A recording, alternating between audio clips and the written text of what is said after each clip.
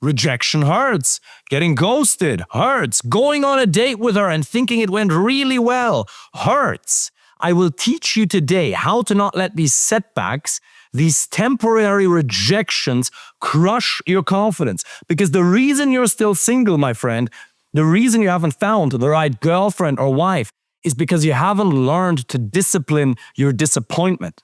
When things go well, it's easy to keep going. Same in your career or your business. When you're winning, you have eternal energy. Time isn't the problem. Excuses aren't the problem.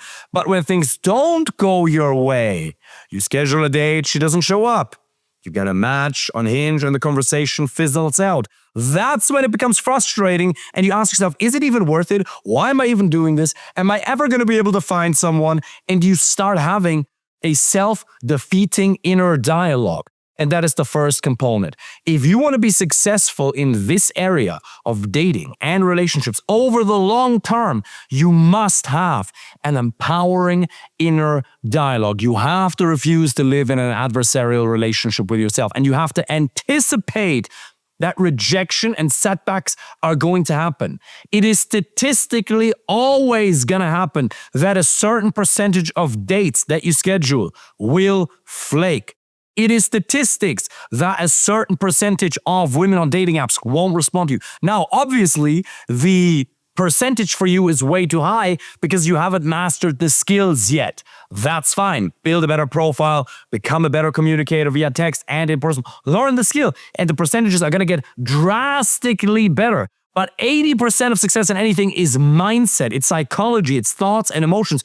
You know people in your business or in other businesses and similar ones in your industry, or people who have the same career as you, who are way more intelligent than you, who have more talent than you, who didn't do anything with it, who have a fraction of the success that you have in your hobby, in your career, or your business. Why is that? Because they stopped. It's actually beautifully simply to find the right girlfriend or wife. You approach in person, you get on dating apps, you send messages on Instagram, you get dates, you communicate effectively, and you're in a relationship. Duh. That's it. Yeah, you study the dynamics of attraction a little bit. It's actually simple. Success in business is simple. Success in your health is simple. You need a caloric deficit. Why is it difficult to lose weight? Well, because you get hungry and then you eat, because you haven't understood how nutrition works, for example. You don't know the levers of satiation. It is technically simple, but it's not easy because emotions. They deter you. When you're motivated, it's easy to go on dates and put your best foot forward. In other words, when things are going the way you want them to, the way you expect things to be, the way you want things to be, and reality match, then you're happy. If your expectation is here, but then reality comes in here, she cancels the date, she flakes on you, she doesn't want to see you anymore, you get a rejection, boom! You get a negative winner effect, your confidence decreases. Why? Well, in part, it's normal to feel a little bit of pain when you get a rejection. A little bit. Tiny bit. If you're feeling a lot, or if you're not even putting yourself out there to get rejections in the first place, then you haven't progressively desensitized yourself enough. But you have to master your mental and your emotional state. And that self-empowering inner dialogue is the first component. How do you talk to yourself after something like this happens? Stop it, I don't talk to myself. You do. You're just not aware that you have an internal dialogue going on in your head. What do you tell yourself when things don't go your way in your dating and your relationship life?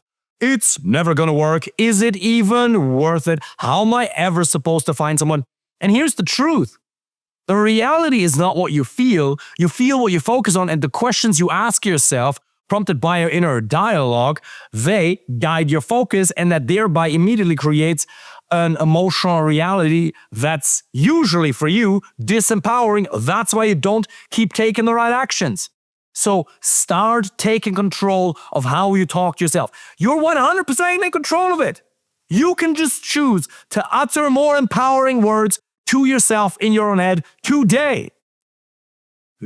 I heard that before, but it didn't work. You're not doing it. There's a difference between intellectually knowing something and actually practicing it on a day-to-day basis. The next thing is meaning. We as human beings are meaning-making machines. And her not showing up to the date, her ghosting you, her going on a date with some other guy, you getting a rejection, she breaking up with you. That in and of itself doesn't have a meaning. The meaning you give the situation determines your emotional reaction in that moment. This wasn't supposed to happen. One of the reasons people suffer after breakups, one of the reasons men are in so much pain after a breakup, it's not just because the person is gone and she's no longer meeting your need for love and connection, and there was a little bit of attachment which has to heal, a couple of days, not months, is because the meaning you're giving the situation. You're telling yourself that this wasn't supposed to happen. This wasn't supposed to happen. I did something wrong. If you say this rejection wasn't supposed to happen, she was supposed to show up to the date, in that moment, your expectation does not match reality. Therefore, you feel pain. Therefore, you suffer. But that is completely inevitable. Is that a word? I don't know. Keep in mind, English is my second language. I am German after. It's not inevitable. It's evitable. It's avoidable. It's absolutely avoidable. It's entirely unnecessary. Most of the suffering you experience in your dating and your relationship life, including the loneliness, you coming home to an empty house or an empty apartment, is avoidable. The suffering that you feel internally, that self-defeat, that weakness, feeling like a little, that is avoidable. Change the way you talk to yourself and the meaning you gave the situation. Just tell yourself, she was probably gay. Oh, maybe her dog needed a haircut. Find something funny about it. Make up a meaning. And here's the beautiful truth about how the brain works. It doesn't have to be the truth. It doesn't have to be the real reason. But if you tell yourself, I probably dodged a bullet right then and there. If you tell yourself, if this was meant to be my wife, it would have been her. Just tell yourself that. Say these words in your head and watch how it immediately changes your mental and your emotional reality. If this would have been meant to be, there would have been nothing in the world that I could have done to mess this up. And if this was not meant to be, there's nothing in the world that I could have done to make it work. Whether it's true or not, does it not empower you? And yes, there is this other side of you can't just keep doing the same things. You do have to learn the skill set of becoming an effective communicator, getting more dates, more quality dates, understanding the dynamics of attraction. Yes, you do still have to learn the skill set. You do still lack a skill set, but feeling bad about it won't help. In fact, getting out there, going on more quality dates, empowering yourself is never going to hurt you. It is never going to hurt you to have an empowering inner dialogue as long as you treat people well. The difference between you, who's confident, or the most hypothetically confident version of who you could be, which you're not yet, and a narcissist is that you actually treat people well. Arrogance and confidence, we've discussed at length in other videos, but as long as you treat people really well, you can never be too confident. Yes, you want to have moments of self-reflection and admit to yourself, I suck in this area, therefore I need a skill set, but at the same time, you can only build on success.